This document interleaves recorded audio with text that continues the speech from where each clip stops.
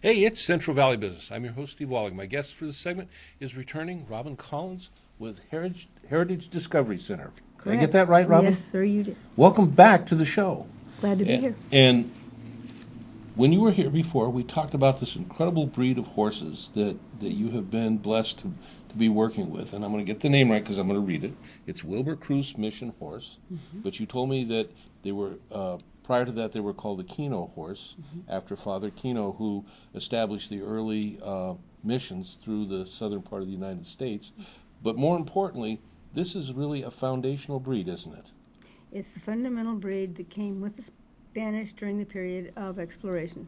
Now, I say conquest, but Robin, exploration. I'm going to stop you there because of the concept that this is that breed, basically. It's essentially unadulterated.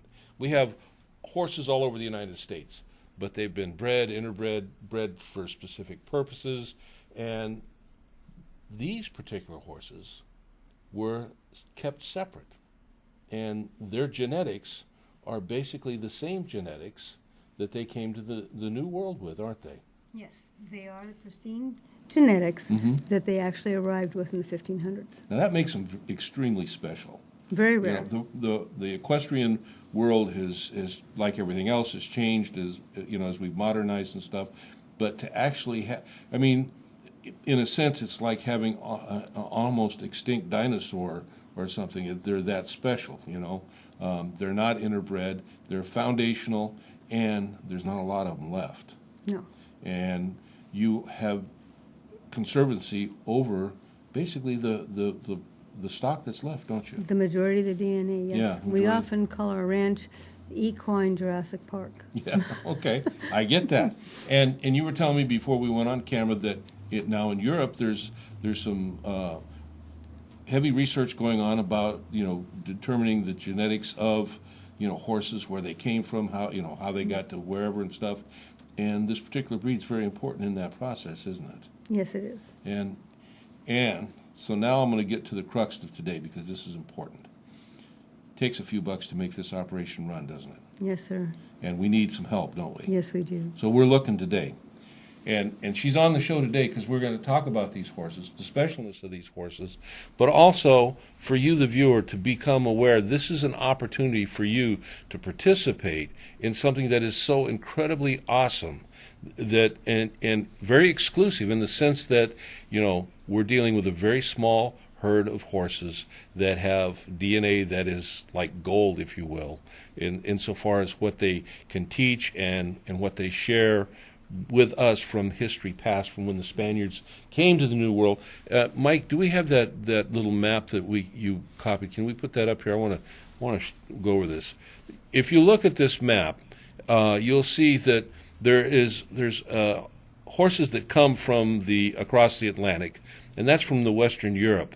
But if you look down through South Central America and then through Mexico, you see the migration of horses coming up into the United States, basically covering almost probably from the Mississippi west, and that is the Spaniard herd of horses. So I've got to assume then that they were also very significant in Native American acquisition of horses and the horses they have.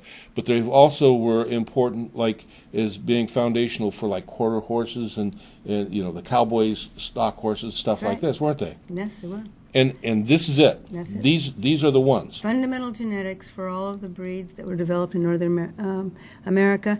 And the horses in South America are a little bit more like the original horses that were brought, because they brought them to the Americas at the same time, because they kept those horses a little bit more in their natural way as they have come from Iberia. Right. We used the genetics to develop all these different breeds. Right.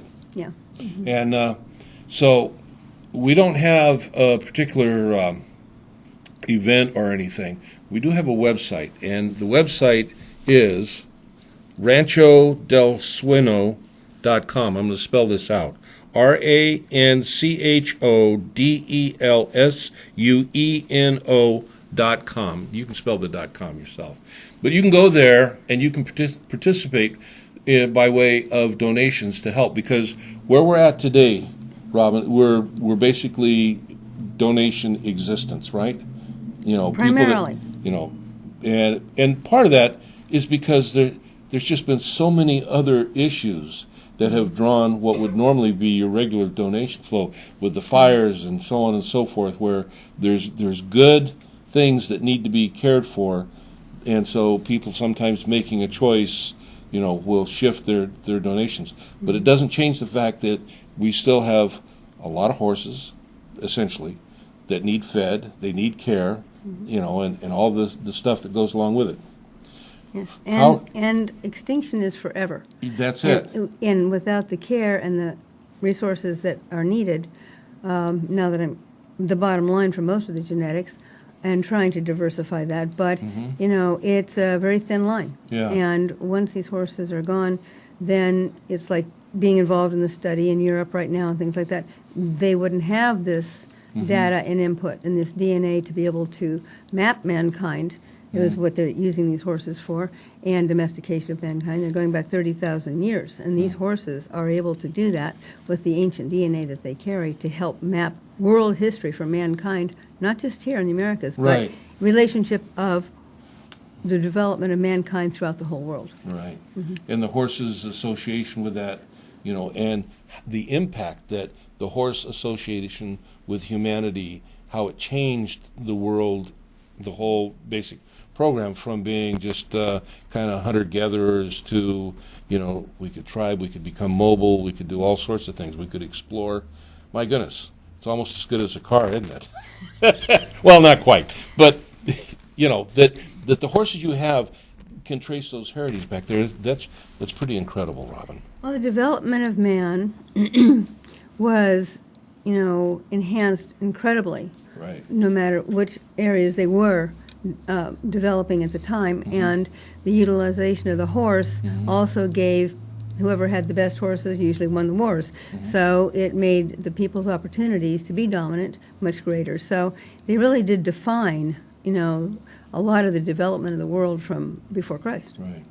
So for our audience today, Robin, I want you to look in that camera right there, and I want you to tell them what it is that we need right now.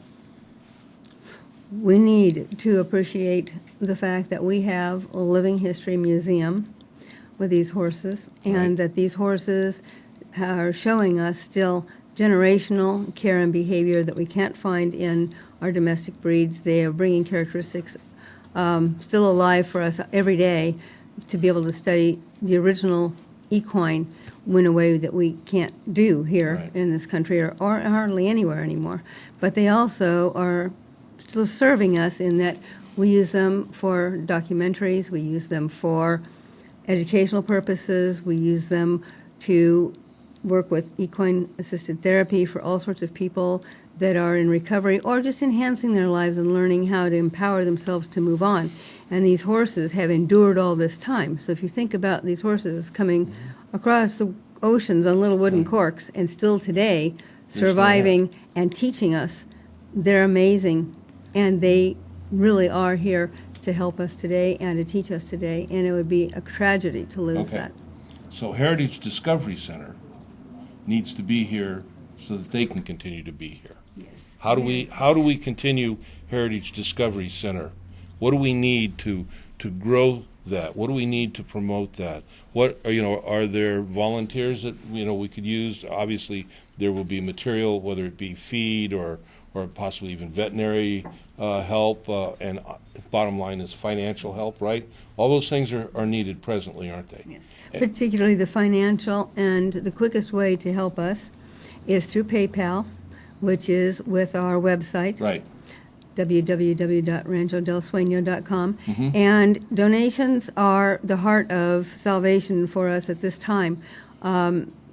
It's been so competitive with so many disasters and so many people who are losing their resources, even their lives, that the focus for things like this to help save these little niches of the planet are, obscure. So what we would really like is for people to be able to donate, even if, if everybody gave the price of one lunch, at a fast food, think of that could be a lot. It's a lot. And it's this numbers. is a 501. It's numbers that help us, not it is a somebody 501c3, with a lot. It's a 501c3. So any donations are tax deductible. And Robin's right. Just the cost of a fast food meal would be great, But because it's a 501c3, if you are in a position where having a bigger tax deduction might help, you can help them out. It is it is numbers. It is numbers, and it is like things in kind, like feed. If there's people who have access to hay and things like that, where they can donate that way. So we do in-kind goods that way.